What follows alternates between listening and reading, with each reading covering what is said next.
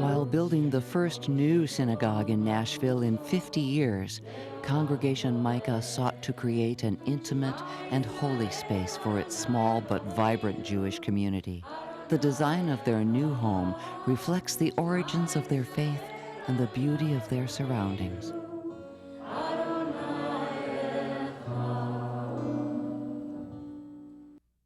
Judaism is a religion of history. It's a religion that heavily counts on and heavily endorses the historical nature of our relationship with God, our relationship with our families of generations ago. And any person who has traveled to the Middle East, and specifically to Jerusalem, will know that the exterior facades of buildings in Jerusalem are coated or covered with what's called Jerusalem stone. And Jerusalem stone is a very beautiful white stone that when the sun hits it, it looks gold. And what the architect came up with was to make a special brick, have it made to the color of Jerusalem stone. So the exterior of the building is all done in a specially ordered brick that was this yellow goldish colored. We wanted a congregational building that would give you the feeling of being both inside and outside. And so the colors that were chosen and the beautiful windows in this facility, in the sanctuary, the light bird's eye maple and the green, kind of a moss green seats that they chose to also add to the windows, gives you a feeling of looking out and seeing nature, and at the same time feeling the elegance and the beauty of a holy place, of a sacred space, if you will. Although the building's design is contemporary, the congregation felt that the traditional ritual symbols should have prominent place in the synagogue. One of them is the fact that the seating, the permanent seating, is in 7 semicircular rows.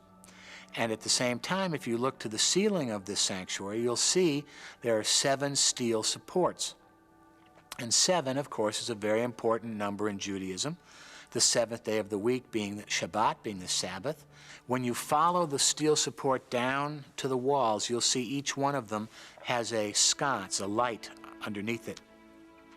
And it's symbolic of the menorah of the candelabra that was found in front of or within the ancient temple of Jerusalem. If you look above the ark, above the holy place where the Torah scrolls are kept, you'll see that the ceiling kind of merge onto the top of the ark.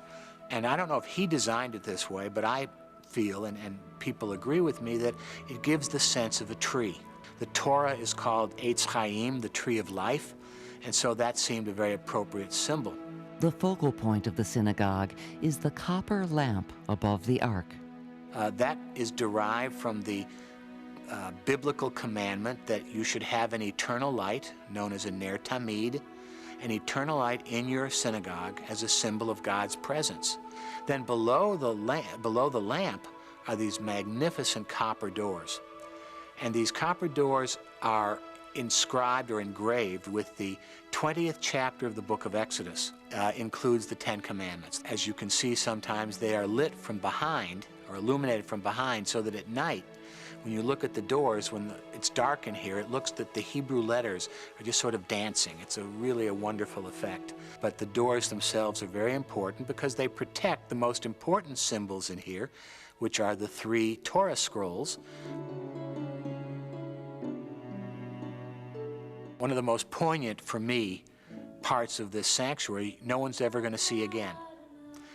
When we first prepared to move to here, I invited all the children of the congregation at the time, and the teachers in the religious school, and their parents, and whomever, to write on an index card their blessing, their hope, their prayer for the congregation.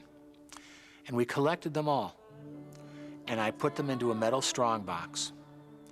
And when we poured the concrete for the foundation of the ark, 3 kids joined me in placing the box of prayers of the congregation on the ground as they poured the concrete. And as I told the kids, I told the children, their prayers are literally the foundation of this building. And that's pretty wonderful.